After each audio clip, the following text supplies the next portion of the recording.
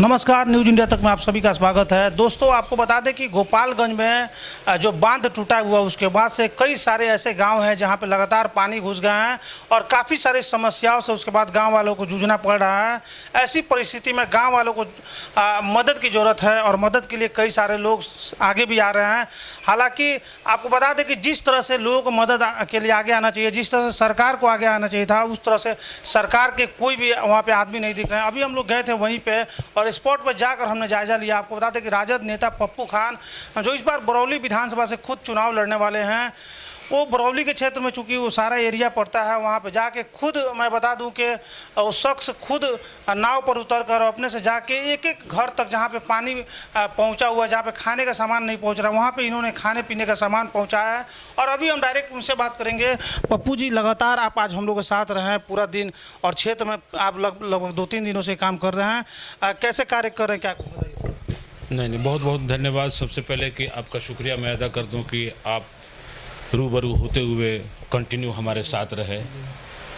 और मैं जो देखा वो काफ़ी दर्दनाक, काफ़ी निंदनीय है, क्योंकि अभी जो समय है चल रहा है, वक्त जो है वो राजनीति का वक्त नहीं है। ये एकजुट होकर एक साथ मिलकर लोगों को सहायता पहुंचाने की है। मैं जब वहां पहुंचा 4 लाशें मैं देखा। मैं वहां सबसे मिला, सबका नाम एड्रेस सबका रिपोर्ट लिया। मैंने पूछा कोई आया था, कोई नहीं आया था। अब वो पोस्टमार्टम होगा कि क्या होगा, लेकिन हमने सारी प्रक्रियाओं को कराया। विपक्ष क्या लगता है, सरकार कहाँ सोई है कि लोग ऐसे बैठे हुए हैं। आपको बता दें कि 4-4 बॉडी वहाँ पे पड़ी हुई थी। लोग कह रहे हैं कि सरकार की तरफ से कोई नहीं आया। क्या लग रहा है, सरकार क्या करे? नीतीश कुमार को कैसे देख रहे हैं? नीतीश कुमार नहीं इसमें कामयाब है इस सब मामले में? नहीं, मैंने तो कुछ दिखा ही नहीं। मुझे समझ में नहीं आया कि मामला क्या है, लोग कहाँ हैं। एनडीआरएफ की टीम मुझे दिखाई दी, वो इक्का दुक्का लोगों को, मैं खड़ा होकर लोगों को जहाँ जहाँ लोग फंसे हैं जाके हम लोग लेके आए, फिर छोड़े। कुछ महिलाएं थी, बच्चे थे, ह्यूमैनिटी इतनी है वहाँ, मैंने परेशान लोग। मैं पानी भी लेके गया था, खाना पीना सब लेके गया था। मैं जल्दी जल्दी उन लोगों को, बच्चों को बिस्कुट दिया, रोटी खिलाया, गुड़ लेके गए थे, जल्दी गुड़ खाओ, मैंने खिलाया। काफ़ी भयावह स्थिति, कहीं लोग नहीं दिखाई दिए। सरकार के लोग तो मुझे दिखाई नहीं दिए। मैं लंटेन लेके आगे बढ़ा दिन में, लेकिन फिर भी लोग नज़र नहीं। जनता क्या करेगी सर? कोरोना जैसे महामारी को पहले से ही जनता झेल रही थी, उसके बाद ये बाढ़ वाला मामला आ गया। सरकार क्या कर रही है? वादे तो बड़े बड़े हैं सरकार। सर आप लोग तो देखे होंगे, लोग गालियां तक दे रहे हैं वहाँ। लोग वहाँ एमपी साहब को खोज रहे हैं, कहाँ हैं? विधायक, स्थानीय विधायक को खोज रहे हैं, कहाँ हैं? सरकार के तंत्र मंत्र को खोज रहे हैं, कहाँ हैं? नाव तक नहीं है। नाव होना चाहिए, यहाँ सेना उतारते। अगर नहीं है, हाथ खड़ा कर दो कि हम असमर्थ हैं, हम कोई काम नहीं कर सकते। इतना पैसा है सरकार के पास, सारे चीज़ मुहैया वहाँ है, किए हुए हैं। हम टैक्सेस देते हैं, हम अपनी सुविधा के लिए, हमें कोई सुविधा नहीं मिल रही है।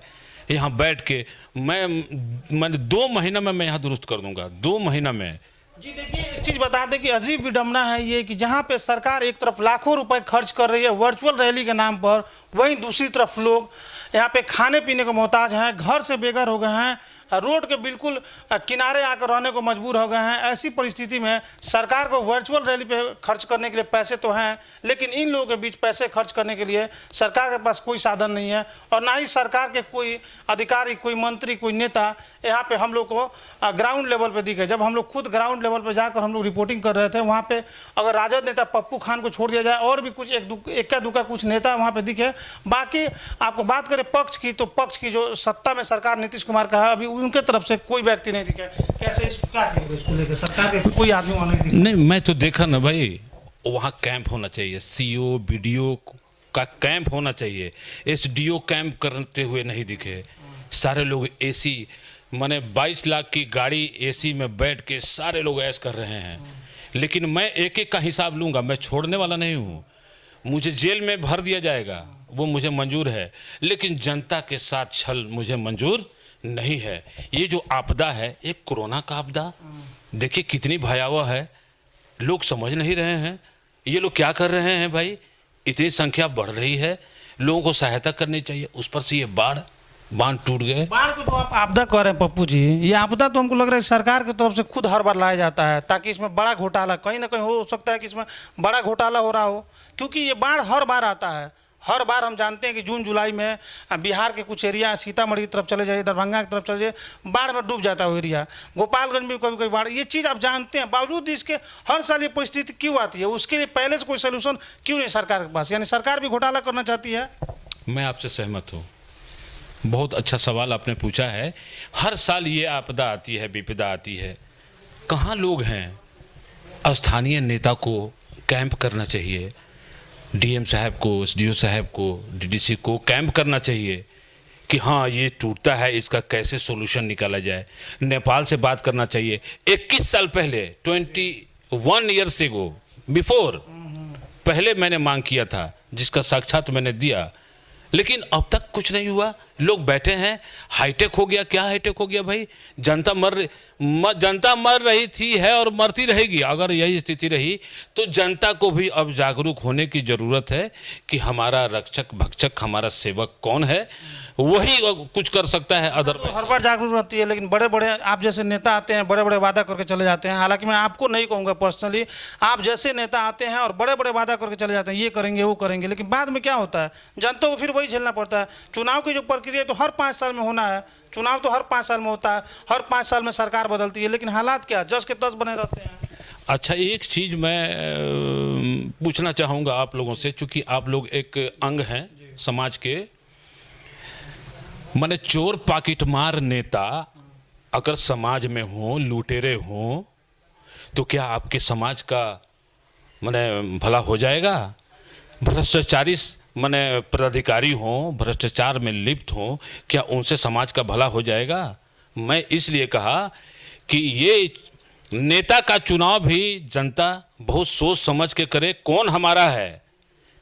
पाकिटमार, चोर, लुटेरे, किडनैपर्स, ऐसे लोगों को अगर आप रक्षक समझेंगे तो भाई इस देश को या इस राज्य को या इस विधानसभा को कोई बचा नहीं आप क्या मैसेज देना चाहेंगे वोटरों को? आप जो कह रहे हैं कि चोर हैं, जो भ्रष्टाचार से लिप्त हैं, वैसे लोगों को वोट ना करें, इसको लेकर क्या मैसेज देना चाहेंगे? कैसे पब्लिक कैसे पहचानेगी? पब्लिक के तो सब सामने है, पब्लिक के सब सामने। पब्लिक को अब थोड़ा सा समझना पड़ेगा कि हमारे लिए कौन है, हमारे लिए कौन लड़ सकता है।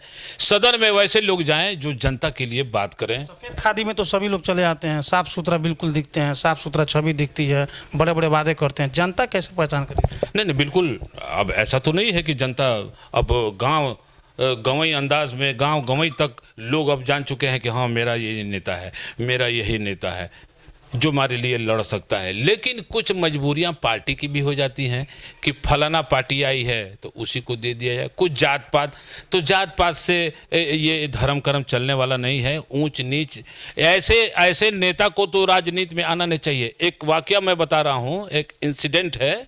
डीआईजी गोवा, उन्होंने कहा था, अभी भी मेरे पास रिकॉर्डिंग उनका है और मैं भी उन्हीं के नक्शे कदम पर चलता हूँ। Honesty is the best policy. जनता की अगर मुझे चुनती है या नहीं चुनती है उसका मतलब नहीं है, लेकिन मैं जनता की सेवा में तत्पर। कोई भी जाता है पटना, कोई भी यहाँ से मुझे खबर मिलती है, तुरंत यहाँ से बैठा के ले जाते हैं। लेकिन डीआईजी साहब ने कहा था, नेता जनप्रतिनिधि वही होना चाहिए जो जात पात न माने, धर्म न माने, मंदिर मस्जिद में न लड़ाए। तो वैसे लोगों का तो चुनाव करना पड़ेगा, तब जाके समाज का भला होगा। कुछ लोग आते हैं, मेरा जात है उसी को वोट दो, तो कैसे कल्याण होगा? यहाँ जात पात ये सब आप छोड़ना पड़ेगा।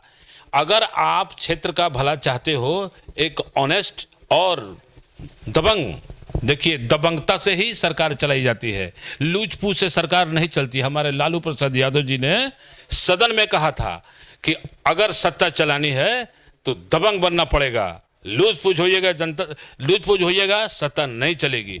इस आखिरी सवाल आपसे, क्या आप बरौली में इस जात पात की राजनीति को खत्म करके विकास की राजनीति की शुरुआत करेंगे? एकदम 100%। अगर ऐसा नहीं हुआ तो आप लोग मुझसे सवाल पूछेंगे कि पप्पू जी आप भी उन्हीं शपथ पेशों की तरह थे जो झूठ बोलकर जनता से वादा करके अब निकल गए। नहीं, मैं यहीं बैठूंगा।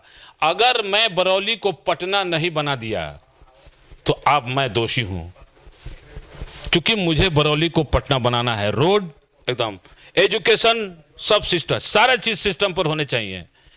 मैं देखता हूँ थाना है, थाना के कुछ दलाल बहाल हैं, शहर में है वहाँ दलाल बहाल हैं, रोड का है उसमें कमीशन है। तो ये सब मैं नहीं चलने दूंगा। मर जाएंगे, मिट जाएंगे, लेकिन चोरी चमारी नहीं चलने देंगे। ऐसे लोगों को मैं समझा दूंगा ऐसे लोगों को कैसे समझाया जाता है।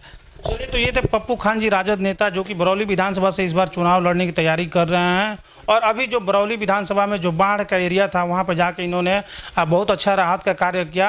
और न्यूज़ इंडिया तक भी ये उम्मीद करता है कि जो बाढ़ से ग्रसित लोग हैं उनके लिए काफ़ी ज़्यादा लोग आगे हैं। न्यूज़ इंडिया तक भी इसकी कामना करता है कि बाकी लोग भी इसके लिए आगे आएँ। अगर आप सक्षम हैं तो आप भी आगे आइए, क्योंकि हम लोगों ने वहाँ के हालात जाकर देखे हैं, वहाँ का हालात बहुत बुरा है और हर आदमी को उनके मदद के लिए आगे आना चाहिए।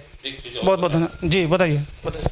मैं ऐसा नहीं कि बरौली की जनता से ही, मैं पूरे बिहार की जनता से, पूरे हिंदुस्तान की जनता से मैं हाथ जोड़ के अपील करता हूँ, हाथ जोड़ के, कि अपने देश को बचाना है। मेरा देश बहुत कठिन परिस्थितियों से गुजर रहा है। कोरोना के महामारी, आपदा, बाढ़, सब जितने लुटेरे हैं सब भरे पड़े हैं। इसको आप ही बचा सकते हो। और गोपालगंज में आप राहत कार्य में जुटें। गोपालगंज की भी जनता से मैं निवेदन करूंगा कि अच्छे प्रतिनिधि का चुनाव करें और